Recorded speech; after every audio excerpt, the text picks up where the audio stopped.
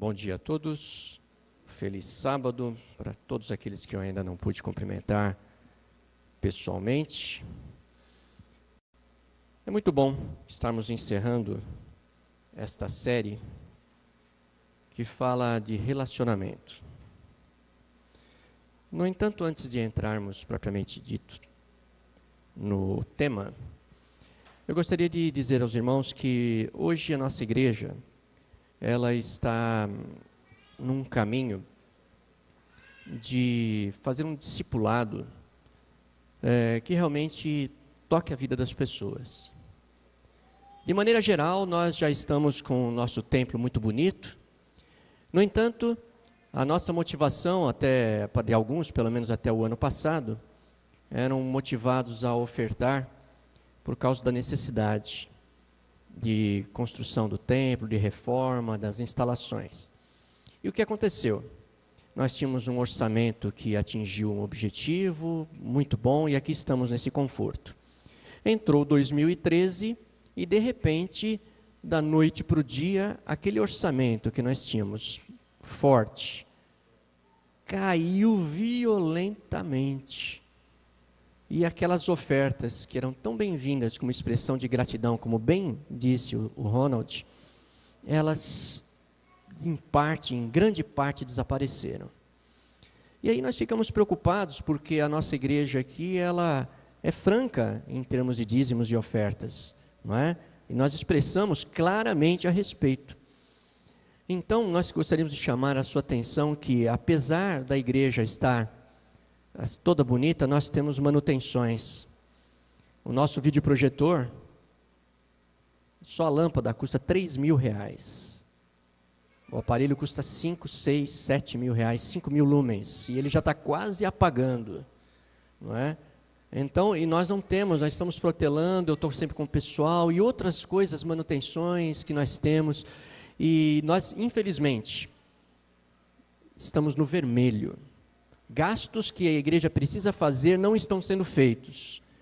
Contas que estão sendo pagas, nós temos que pagar aquelas mais urgentes, igual a gente faz em casa, né? E deixando as outras para depois. E a gente pergunta, onde que está, não é? A nossa generosidade, a nossa gratidão, aquela questão toda. O Ronald falou aqui a respeito da grande motivação, que é aquela, é gratidão, é amor e tudo mais. Eu estou sendo franco aqui nos termos práticos da manutenção da casa de Deus. Então lembre da sua parte, da sua oferta, né, dos seus dízimos.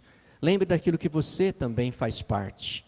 Porque hoje, graças a Deus, nós estamos usufruindo das bênçãos do Senhor nessa igreja, mas porque também você foi fiel. Então, por favor, continue sendo fiel, ok? Tá? Outra coisa, estabelecida essa ideia de que o nosso grande prédio e as coisas já estão no caminho, hoje a nossa preocupação é com as pessoas. Nós estamos preocupados com você, um membro da igreja. A comunidade Progresso, ela é uma comunidade que vai incomodar, ela incomoda, porque nós não vemos a igreja, uma igreja feliz, uma igreja fiel, assentada nos bancos, assistindo o culto somente e indo para casa, até logo. Não, nós temos discipulados. Alguns assuntos aqui, por causa de tempo e outros motivos, nós não tocamos aqui, mas são assuntos importantes que precisam ser tocados. Para isso nós teremos discipulados aqui embaixo, e já estamos tendo o discipulado que eu denomino de discipulado básico. Ah, pastor, mas eu já fiz com o Paulo Cândido, com o Paulo Nogueira. Ok, mas agora, tá, nós precisamos fazer novamente o discipulado. Você que frequenta a nossa igreja, nosso amigo, irmão de um outro bairro, que gosta de frequentar aqui, você é super bem-vindo. No entanto, você precisa regularizar sua situação também. Você não pode simplesmente ficar frequentando, a sua carta está lá no outro bairro, está lá na outra igreja. Nós precisamos de você aqui. Mas para que você traga a sua carta, há um pré-requisito. O pré-requisito é que você participe do discipulado básico, para que você entenda como funciona essa comunidade. E aí, entendendo como funciona essa comunidade, a visão do Progresso 21, aquilo que está sendo mantido nos últimos 6 anos, tá? Você entendendo, você fala, puxa, essa é a igreja que eu quero. Ou, de repente, fala, puxa vida, não é bem isso que eu imaginava. Por isso, a sua carta ela é bem-vinda, mas você precisa fazer o discipulado básico, tá bem? Isso é muito importante. Nesse discipulado, nós descobrimos os dons espirituais. Isso tudo vai para um banco de dados. Nós temos uma secretária administrativa que trabalha aqui na igreja de segunda a sexta-feira. Ela vai manipular esses dados. E desses dados, nós vamos poder ministrar na sua vida. Poder ajudar no ponto que você precisa, aonde que Deus mostra para nós que você precisa e que você quer também. Então, o discipulado é importante. O mês de junho, nós queremos dar um arremate aqui. Nós temos feito vários, estamos indo de trabalho de formiguinha, toda sexta-noite, sábado à tarde, hoje 15 horas. Você não veio ontem à noite, mas pode vir hoje às 15 horas. E aí, na primeira sexta-feira do mês de junho, porque sexta que vem não temos o discipulado básico, tá? Você pode participar também. Tá? O ideal é fazer uma inscrição prévia, mas se você quiser aparecer, não tem problema, pode vir, tá, ok? Venha, que é muito importante. Essa é uma igreja que se importa com as pessoas. Nós não queremos membros, nós queremos discípulos, ok? A igreja que se importa é com discipulado, tá? Não é uma igreja para nós estarmos somente usufruindo do conforto que Deus nos abençoa, não. Essa é uma parte boa, mas nós temos a outra parte que também é excelente, tá bem? Bom, voltando ao nosso tema principal, que é o tema do encerramento da nossa série, e a série do mês que vem, tá, vai tratar sobre adoração. Adoração. Porque muitas vezes estamos aqui, mas a nossa mente está lá. Muitas vezes nós cantamos e não pensamos no que cantamos. Muitas vezes nós oramos e não pensamos no que estamos orando. Quer dizer, nós frequentamos semanalmente uma igreja, sentamos nos bancos e voltamos para casa achando que adoramos. Então, o mês que vem, nós vamos estar, com a graça de Deus, tratando da adoração. Os aspectos da adoração verdadeira, da expressão na adoração. Isso é muito importante. Então você tem que fazer planos para estar conosco, trazer seus amigos também, tá bem? Convide as pessoas, porque vamos tratar a respeito da adoração. Muito bem, vivemos num mundo de conflitos. Não faz muito tempo, os noticiários sempre estavam falando da Coreia do Norte. A Coreia do Norte ameaçando o mundo todo, ameaçando o Japão, ameaçando a Coreia do Sul, que eles iam lançar mísseis intercontinentais, nucleares, destruição, guerra, mostrava os soldados atirando, correndo. Ameaça de conflito, que poderia se tornar uma terceira guerra mundial. A gente ouve também, tá, incidentes de conflitos entre policiais e traficantes, não é? Nós vemos questões de assaltos que ocorrem na nossa sociedade, e a televisão a cada dia mostra uma coisa nova. Hoje à noite vai ter coisa nova, que está acontecendo agora. Que coisa terrível! Os conflitos. Vivemos num mundo de conflitos. E também há conflitos na vida pessoal, na vida familiar. Há conflitos no local de trabalho. Há conflitos no estudo. Há conflitos na igreja. É sobre como lidar com conflitos que nós vamos falar nesta manhã. Abra sua Bíblia, por favor, em Apocalipse capítulo 12.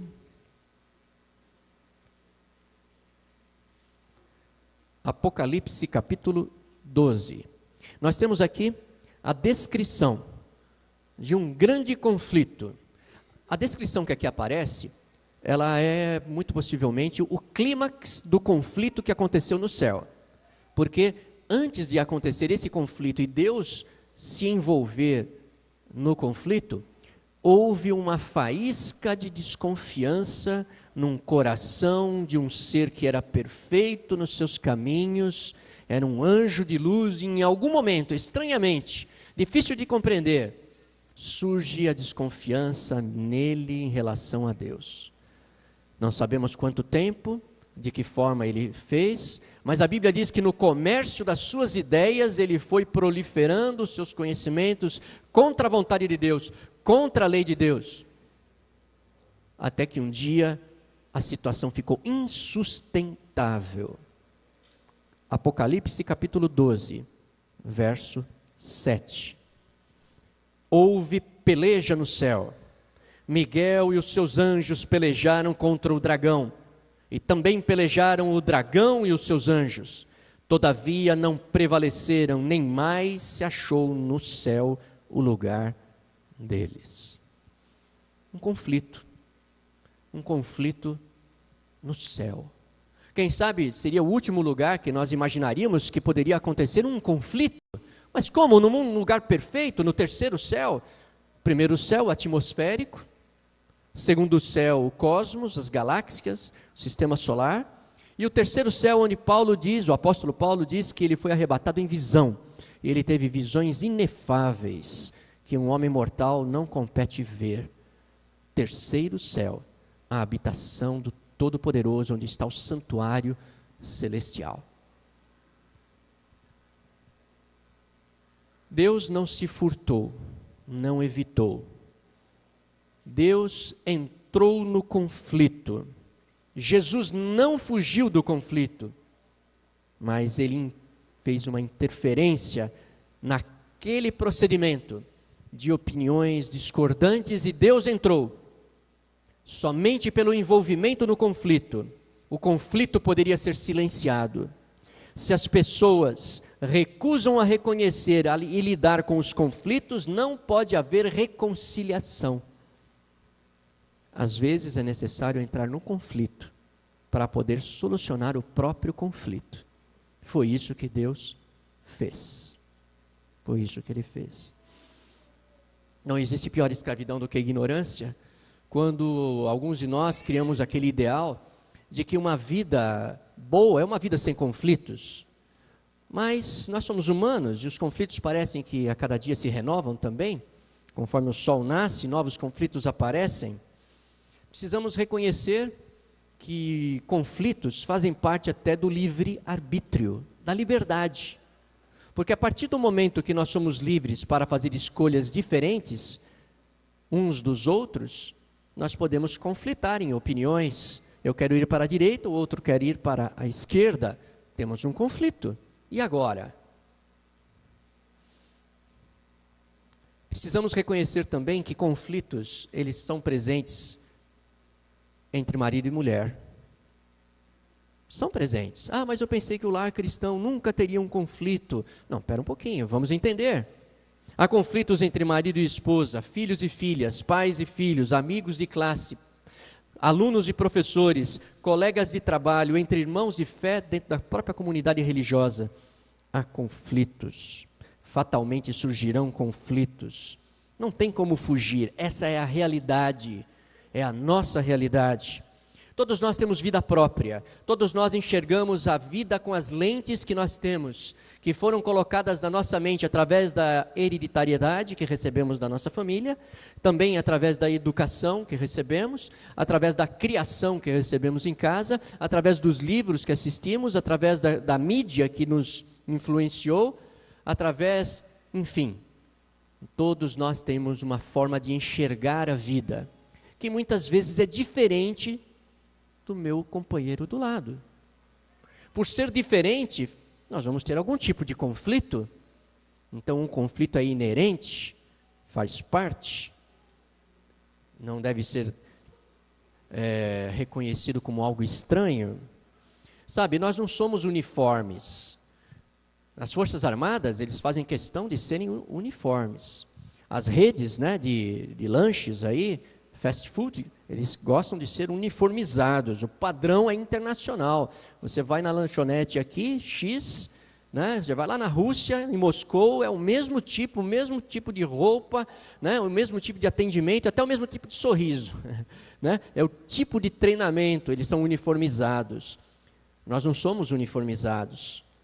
Olha ao redor como somos diferentes uns dos outros, mas nós precisamos ser unidos. É diferente uniformizado de unidos. O problema, então, não são as nossas diferenças, porque Deus nos fez diferentes e Deus gosta de variar. O problema agora, sob o pecado, é como reagir às diferenças. Reações negativas, geniosas, temperamentais, agressivas, que acabam machucando. O conflito vem e aí a gente se perde e daqui a pouco, tum. Ter a diferença com alguém não significa que esse alguém está errado. Uma pessoa gosta de azul, a outra gosta de amarelo. Qual das duas está certa? Qual das duas está errada? Questão pessoal, uma questão de gosto. Temos aí um conflito. Em todo relacionamento, quando as pessoas trocam ideias, quando opiniões são transmitidas, pontos de vista são expostos, somos confrontados uns com os outros. No entanto, nós tomamos cuidado para entender, tomamos cuidado para conversar, para nos expressar e nos fazer entender também. Quando alguém defende o seu ponto de vista, isso é muito bom. Mas de maneira cuidadosa, isso evidencia que ela está participando, se envolvendo, está crescendo. A troca de ideias é muito boa, é muito importante. Relacionamentos é isso. Os relacionamentos são nada mais do que uma entrega ou troca de informações. A apatia é perigosa, o afastamento é perigoso. O conflito positivo estimula o desenvolvimento pessoal. Então quer dizer que o conflito ele faz parte, existe o conflito negativo e o conflito positivo. Exatamente. Precisamos descartar que relacionamentos bons ou cristãos são livres de conflitos. Por exemplo, marido e mulher estão no supermercado. O marido escolhe o produto de uma marca um pouquinho mais barata e a esposa escolhe um outro produto de uma marca um pouquinho melhor, um pouco mais de qualidade, né? Então temos aí um conflito. Temos um conflito que estimula o crescimento, que estimula a entrega de ideias simultaneamente. Temos aí uma disputa de opinião. Os amigos se encontram para decidir se vão assistir um filme na casa dos colegas, de um colega, ou se eles vão à quadra jogar futebol. Temos aí um conflito de interesses. É um conflito. Nós temos um casal de namorados. A namorada ansiosa, toda bonita, se arrumou, se perfumou, né? Arrumou o cabelo e tudo mais, ela está prontinha, não é? E aí chega o rapaz, trabalhou o dia inteiro, está cansado, está meio chateado, o chefe pegou no pé, o cliente e tal, e ela pensando assim, que bom, nós vamos sair hoje, né? Nós vamos lá no shopping, nós vamos dar uma voltinha, ele vai me levar para lanchar lá no Habib's, comer uma esfirra, e aí eles se olham, tal, e aí ele fala assim, amor, estou tão cansado, nossa, o dia hoje foi terrível, e ela já toda pronta para dizer assim, que bom, nós vamos aonde? E ele fala assim, olha, eu queria ficar em casa, eu só passei aqui porque a gente tinha combinado. Tá, eu vou embora daqui a pouco, eu preciso dormir, tomar um banho, descansar um pouquinho. Veja, necessidades diferentes, interesses diferentes. Temos aí um conflito de interesses. Na realidade, nós poderíamos citar centenas de situações cotidianas, assim, coisinhas que acontecem, mas que quando são tratadas da maneira errada, se tornam numa guerra, numa batalha, não é? A paz se perde porque às vezes tratamos mal os detalhes, fazemos escolhas ou tratamos mal as escolhas ou os conflitos de interesses quando eles aparecem. A nossa maior dificuldade, lidar com opiniões divergentes. Nós não somos uniformizados no casamento, não. Nós não somos uniformizados no trabalho, não. Nós não somos uniformizados na igreja, não. Mas nós devemos ser unidos. Unidos. É bom reconhecer também que a discórdia, ela pode revelar necessidades. A discórdia pode revelar necessidades de mudança. E de mudança também nos relacionamentos. A discórdia, ela tem que ser vista do ângulo correto. Alguma coisa está errada e nós precisamos consertar. E não reagirmos geniosamente, temperamentalmente, não é? E aí tornarmos a segunda situação pior do que a primeira. Se tínhamos já um conflito, agora vamos ter uma guerra? O que está acontecendo? Somos todos humanos. Fatalmente estamos errando aqui, errando ali. estamos, infelizmente, tendo relacionamentos que não são tão positivos. Porém, a palavra de Deus nos dá um conselho formidável, entre vários. Efésios, capítulo 4. Atos, Romanos, Coríntios, Gálatas. Abra sua Bíblia. Efésios, capítulo 4, verso 31. Quando Paulo escreve aqui sobre alguns problemas de relacionamento, ele está dizendo que entre os cristãos há problemas de relacionamento, não é? Quando ele escreve sobre problemas, ele coloca o dedo no problema 1, 2, 3, ele está dizendo que entre a igreja, esses problemas estão presentes, eles existem. E aqui em Efésios 4, verso 31, diz assim: longe de vós toda amargura. Nós vivemos dias amargurados, entristecidos, nós ficamos pensando muito na ofensa e na chateação, os conflitos. Longe de vós toda amargura e toda cólera. O indivíduo dominado pela cólera, pelo momento, ele é capaz de matar, é capaz de fazer uma desgraça, depois ele volta a si e fala: puxa, o que eu fiz? Longe de vós toda cólera, longe de vós toda ira. Embora Paulo em outra passagem diga que irai-vos, mas não pequeis, ele admite até que você pode ficar irado. E às vezes ficar irado é bom, mas uma ira que nos traga indignação para mudar para melhor. E não uma ira que nos faça irados para atacar melhor. Longe de vós toda a ira. A ira nos faz frágeis, porque o sangue vai subindo e a inteligência vai descendo. E aí quando nós vemos, E ele continua: longe de vós toda gritaria. Que coisa! O volume tem que ser modulado. Nós falamos às vezes muito alto, lá no trabalho a gente respeita o chefe, porque se a gente gritar com ele, ele manda a gente embora, dá uma suspensão, uma advertência. E lá em casa, onde que nós estamos com a pessoa que nós mais amamos, muitas vezes nós aumentamos o volume, e aquelas pessoas que nós mais amamos são aquelas que escutam aquilo que não precisavam escutar, e nós gritamos e falamos, enquanto que o chefe, que é só chefe, você se controla, você entra, vai até o banheiro, respira fundo, meu Deus, ora, né? Não, Senhor, eu preciso desse trabalho, deixa eu ficar aqui no meu lugar, tá?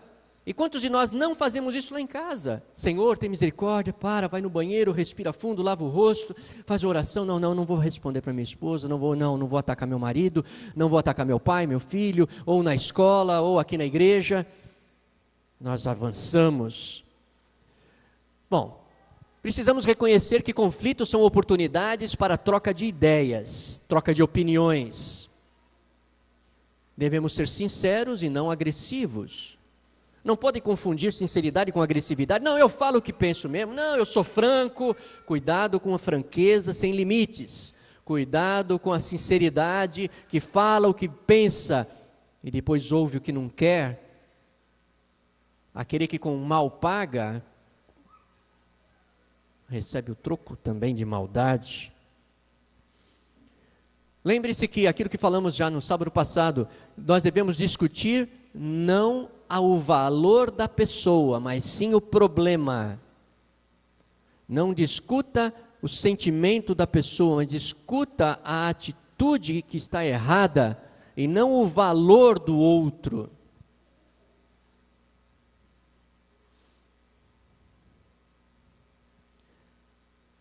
Como fazer então frente aos conflitos? Eu tenho uma receitinha aqui. Essa receitinha ela nos ajuda a falar, puxa, é um caminho ideal. Quando você está em conflito, e isso é muito constante, você precisa ter uma postura, uma atitude. Você não é um computador, né, que tem ali o Windows, que só reage de acordo com o programa que está embutido na sua mente. Não, porque você pensa. Quer ver como você pensa? Como você está se sentindo agora? Cansado, sonolento, atento, interessado, desinteressado, com fome? Veja, você consegue analisar a si mesmo. Então, se você consegue analisar a si mesmo, você consegue analisar também a sua maneira de responder frente aos conflitos. Você não responde automaticamente, não tem como, eu não tenho como, pastor, quando eu falo, quando eu vejo, eu já falei, quando eu vejo, eu já fiz. Não, se você consegue pensar a respeito da sua própria consciência, e pensar, por que eu estou pensando isso? Ó, interessante, um pensamento pensando sobre o próprio pensamento. Isso significa que você não é exatamente aquilo que você pensa, mas é aquilo que você escolhe fazer. Então veja, primeira reação virtuosa. Existe o círculo vicioso, um vício leva a outro vício, uma ofensa a outra ofensa, uma agressividade a outra agressividade, um silêncio a outro silêncio. E agora temos círculo virtuoso, uma virtude leva a outra virtude, a outra virtude, a outra virtude. Então você foi confrontado, alguém discordou de você, você já está pronto para, você percebeu, a luz amarela piscou, atenção, há um conflito, está acontecendo. Primeira reação virtuosa, espanto, fala, peraí, para onde que essa conversa está indo? Peraí, o que está acontecendo? Surpresa. Primeira solução virtuosa, escute. Fale menos, escute mais. Procure entender o que está acontecendo, qual é o problema? Se houver injustiça, mentira e alguma coisa negativa, isso é natural, né? Acontecer, aí você fica irado, mas não se deixe dominar pela ira. A ira te torna frágil. A ira faz com que você fale coisas e faça coisas que depois você se arrepende. Aí você ficou irado. Aí você precisa da segunda reação virtuosa. Descarte o contra-ataque. Descarte o contra-ataque. Não vou atacar. Eu não vou descontar. Eu não vou bater o levou. Não, eu não vou contra-atacar. Embora você possa não estar gostando nadinha do que está acontecendo, mas você faz uma escolha racional. Segunda solução virtuosa, ouça mais, fale menos, fale baixo. Procure entender a situação, não se deixe levar pelas emoções do momento. Lembra que as emoções às vezes estão no momento, depois passa, então calma. Quem disse que você precisa dar uma resposta naquela hora? Quem disse que você tem que reagir? Calma, você pensa sobre o seu pensamento. Reaja virtuosamente. Terceira reação virtuosa, dê razão ao outro naquilo que ele está certo. Olha, realmente eu entendo o que você está falando, você está dando razão. Olha, realmente, puxa, eu não pensei desse lado, olha. Né? Terceira solução virtuosa, fale devagar. Tente esclarecer os pontos confusos. Não, peraí, não foi isso que eu disse. Olha, é assim, é assim, é assim. Quarta reação virtuosa, peça desculpas naquilo que você errou, mesmo se você for ofendido, perdoe imediatamente, escolha perdoar. Às vezes nós fazemos do perdão um sentimento, ou um merecimento, não, ele não merece, eu não vou perdoar, então vou ficar, reter. Não, porque perdão não é merecimento, você perdoa, porque a pessoa não merece. Se merecesse não era perdão, era justiça. Justiça é R$1, perdão é 10 mil reais, está perdoado. Mas isso não é justo, perdoar nunca é justo. Perdoar realmente é ficar com o prejuízo, e o prejuízo do pecado é a morte. Até Deus, para perdoar você, teve que se fazer homem, ficar com a morte, e eu e você saímos livres. Perdoar. Mas pastor, perdoar. Quarta solução virtuosa, dê um tempo, não fique remoendo o acontecido. Quem não perdoa, queima a ponte que um dia também vai ter que passar. Entenderam, né? É lógico que não é fácil agir dessa forma, mas é importante nós escolhermos agir dessa forma. Qual é a outra alternativa? Mas pastor, isso é muito complicado, então vai para a 2. Alternativa 2 é sim, essa é fácil. Alternativa 2 é briga, ataque pessoal, É gritaria ou é silêncio? É acusação e escândalo? Qual das duas você quer? Vicioso ou virtuoso? Você quer crescer com o conflito ou você quer acabar com tudo de uma vez com o conflito? Havia chegado um tempo em que Jesus voltou o seu rosto para Jerusalém. Os discípulos pensaram consigo mesmos: agora o Messias vai sentar-se no trono de Davi, e ele agora vai desembainhar a espada e vai agora libertar Israel do jugo romano. E assim eles estavam indo para Jerusalém, e os discípulos ali atrás, e o mestre andando, tal.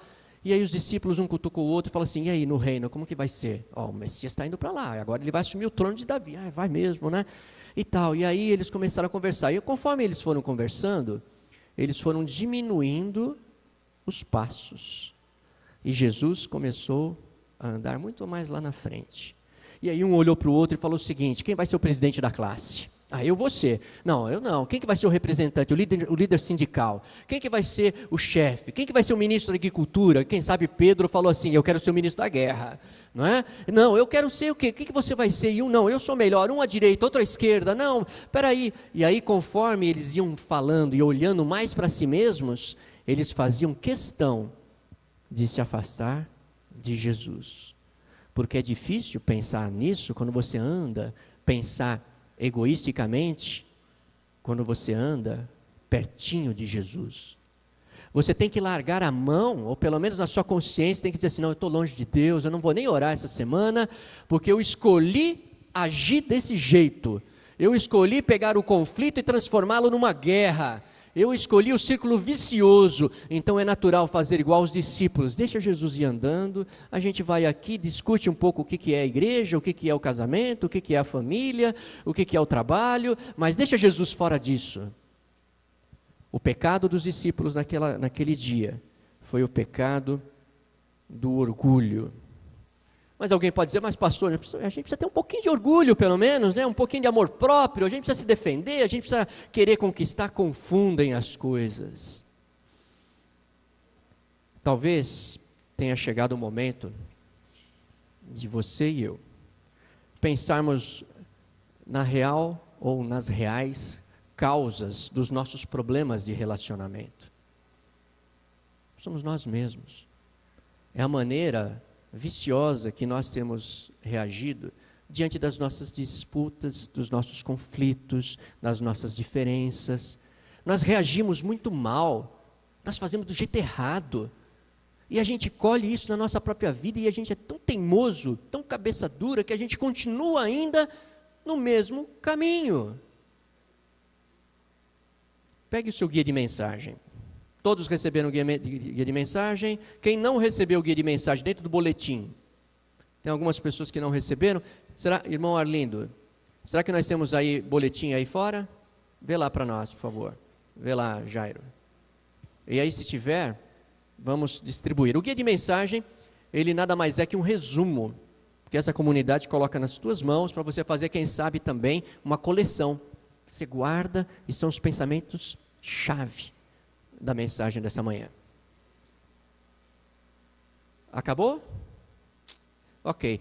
Procure aí do seu lado, se tiver um boletim aí, dentro do boletim tem um papelzinho branco, é esse aqui, tá bem? Então vamos lá, guia de mensagem número 1.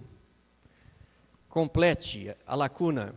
O primeiro passo é reconhecer que onde existem duas ou mais pessoas, como é o caso de uma família, fatalmente os conflitos surgirão. É melhor você pensar que ele vai surgir porque você está preparado quando ele surgir, do que você ficar com aquela ideia ingênua, inocente, que o lar cristão nunca tem conflito. Não tem. O problema não é o conflito, é a forma como reage ao conflito. 2. Casamentos, famílias e amigos felizes sabem manter seus interesses pessoais, sem deixar que sua individualidade se imponha ao outro. Há respeito. Número 3. Ter uma diferença de opinião com alguém não significa necessariamente que o outro esteja errado. Às vezes é só uma opinião, um gosto. 4. Somente pelo envolvimento no conflito poderia o conflito ser silenciado. Se as pessoas se recusam a reconhecer e lidar com os conflitos, não pode haver reconciliação. Às vezes nós temos que entrar realmente no conflito para resolver o problema. Esse negócio de vai deixando, deixa, tá? O problema só vai aumentando. Mas também você entrar para arrebentar logo, também não resolve. É entrar no conflito para resolver o conflito, para resolver a demanda. Daí a boa vontade. Número 5. O ressentido. Essa frase aqui eu achei tão... O ressentido guarda em seu íntimo algo velho, que já está em decomposição. Mal resolvido, ele sente, ressente e volta a ressentir. É uma disposição mórbida para passar e repassar as desgraças. É quase uma fascinação pelas sombras. 6. O orgulhoso. O pecado que mais ofende a Deus é o orgulho. Porque nada mais é o orgulho do que exaltação própria e se achar. O pecado de Lúcifer foi orgulho, exaltação própria. E quando nós nos colocamos no lugar de Deus orgulhosamente, nós limitamos o poder de Deus na nossa vida. Sabe, muitos dos nossos problemas são derivados do nosso orgulho pessoal, da nossa arrogância, do nosso egoísmo, do nosso comodismo, da nossa preguiça. E nos acostumamos, infelizmente, com um ciclo vicioso. O orgulhoso não está disposto a mudar. Ele quer que os outros se adaptem ao seu ponto de vista. Conflitos. Conflitos são naturais à espécie humana. Conflitos são naturais aos casamentos, aos trabalhos, às igrejas, entre os amigos. Mas como lidamos com os conflitos é que vai fazer a diferença. Podemos, repetindo, seguir o círculo vicioso ou o círculo virtuoso. Podemos discutir o valor pessoal do indivíduo, do outro, atacá-lo e ele vai me atacar, ou discutir a dificuldade e o problema. Mas, acima de tudo, nós precisamos ter um equilíbrio. E o equilíbrio chama-se boa vontade. Boa vontade. Mas quantas vezes eu preciso ter boa vontade? Sempre. Mas aí eu estou cansado. Sempre boa vontade. Porque a outra alternativa é pior. A outra é discórdia, é luta, é separação, é silêncio, é grito, é divórcio, é violência, é agressividade, é jogar a autoestima do outro lá embaixo. A outra opção é terrível. Você vai gastar mais energia com aquela. Então escolha da boa vontade. Nós vamos encerrar agora. E para encerrar, uma lição que eu aprendi já faz um bom tempo, que sempre no final de todo sermão, é necessário haver uma decisão. Tem que ter uma decisão. Quando você diz, mas eu não quero decidir, não, você já fez uma escolha. Você tem que decidir. O Senhor Jesus foi muito franco, ele falou assim, quem comigo não ajunta, espalha. Não tem mais ou menos. Nós somos morais, somos livres. Então escolha o lado certo. Aproveite os conflitos. Entre nos conflitos para curar os conflitos, para resolver. Vá atrás de soluções, não de separações. Vá atrás de cumplicidade e não de isolamento. Vá atrás de conversa e não de silêncio. Vá atrás de falar bem e não ficar falando mal por trás. Conflitos, saber lidar com conflitos. Essa é a minha oração. Vamos então orar agora. Vamos orar para Deus nos dar esse coração para lidar com os conflitos, que é tão complicado, É complicado. Querido Deus, aqui, Senhor, Estão homens e mulheres, jovens e mais velhos, crianças, adolescentes. Aqui estamos nós, Senhor, sob o teu grande olhar, diante do teu trono de graça. O Senhor enfrentou um grande conflito aí nos céus e enfrenta ainda esse grande conflito aqui na terra. E, Senhor, esse grande conflito se transferiu para a nossa vida, para a minha vida, para a vida de cada um de nós. E nós não sabemos como lidar com ele, Pai. Não sabemos como falar, não sabemos como reagir. Quantas e quantas vezes nós fazemos aquilo que o círculo vicioso nos... Senhor, tem misericórdia. Tira aquilo que é de pedra ainda no nosso coração. Transforma-nos, ó Deus. Dá-nos um coração mais harmonioso. Precisamos de um lar mais harmonioso. Precisamos de trabalho, ou de harmonia no trabalho. Precisamos de harmonia na escola, na faculdade. Precisamos de harmonia na igreja. Precisamos de harmonia com os filhos, com os pais, com a esposa, com o esposo. Harmonia contigo, Senhor. Derrama sobre nós teu Santo Espírito. Em nome de Jesus. Amém.